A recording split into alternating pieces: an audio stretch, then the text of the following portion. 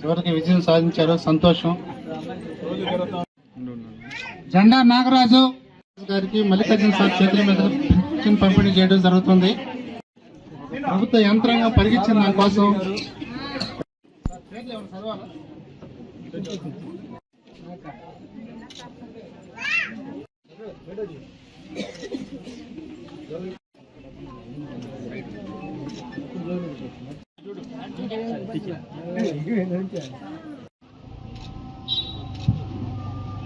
కొత్తగా పింఛన్ తీసుకున్న వాళ్ళందరూ కూడా మన గౌరవండి.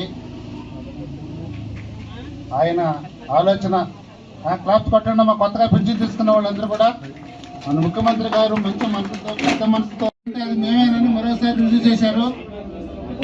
ఆయన మా నమ్మకం నువ్వే జగనన్న అనే కార్యక్రమాన్ని ఈరోజు 40వ డివిజన్లో 40/1 సచివాలయం మల్లికార్జునపురం సచివాలయానికి సంబంధించి ఈరోజు జగన్మోహన్ రెడ్డి గారు బోర్డుని డిస్ప్లే ఆవిష్కరించడం జరిగింది. ఏకంగా ఈ వార్డుకి సంబంధించి 40/1 సచివాలయానికి అక్షరాల 12,36,00,000 రూపాయలు నేరుగా మహిళల ఖాతాల్లో జమ చేసిన ఏకైక ప్రభుత్వం ఏదైనా ఉంటే అది గౌరవ జగనన్న ప్రభుత్వం అని చెప్పుకునేదానికి చాలా గర్వపడుతున్నాం.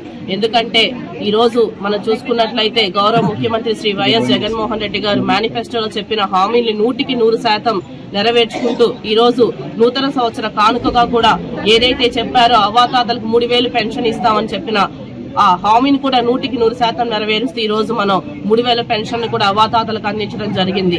ఈ రోజు మనం చూసుకున్నట్లయితే గౌరవ ముఖ్యమంత్రి జగనన్న అందిస్తున్న సంక్షేమం ఒకవైపు, నెల్లూరు నగర శాసనసభ్యులు డాక్టర్ అనిల్ కుమార్ అన్నగారు అందిస్తున్న అభివృద్ధి ఒక వైపుతో ఈ రోజు నెల్లూరు నగర ప్రజలందరూ కూడా చాలా సంతోషంగా ఉన్నారు. ఏదైతే చెప్పారో మనం జగనన్న దాన్ని నెరవేర్చాడో అదేవిధంగా మన గౌరవ నెల్లూరు నగర శాసనసభ్యులు అనిల్ అన్న కూడా ప్రతి నిత్యం కూడా ప్రజల్లో ఉంటూ ప్రజల కష్టాలన్నీ తెలుసుకుంటూ సంక్షేమాన్ని అందించడంలో కానివ్వండి, ఈ వార్డుని అభివృద్ధి చేయడంలో కూడా ముందంజలో ఉన్నారు. దాదాపు ఒక 40 సచివాలయానికి సంబంధించి 80 లక్షల రూపాయలు మన రోడ్లు కానివ్వండి, ట్రైన్లు కానివ్వండి, కాలువలు కానీ అందించడం జరిగింది.